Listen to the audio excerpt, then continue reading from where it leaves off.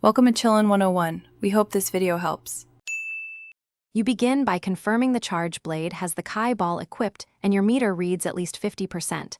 This ensures the ball will accept energy. Press the charge button in short bursts to fill the first charge slot while moving. This prevents overcommitment and keeps mobility. Once done, make sure the shield is ready so you can store energy without taking hits. These first actions set the rhythm. Quick charges, maintain spacing, and watch the UI gauge to know when to proceed. Now you convert stored energy into the Kai ball by switching to guard stance and using the conversion input. This step is crucial because it locks energy into the ball instead of losing it on hit. Next, execute the amplification combo. Follow the precise button sequence to push energy into the ball and increase its potency. Once the ball begins to glow, you'll know the transfer worked.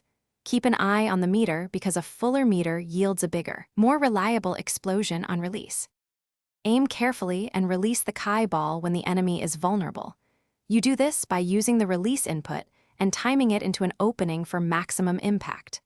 After the explosion, hold position briefly to take advantage of the stagger without wasting stamina on unnecessary recovery moves. If the ball fizzles or does minimal damage, make sure the meter reached the required threshold, reconvert stored energy, and repeat the sequence from a safer distance.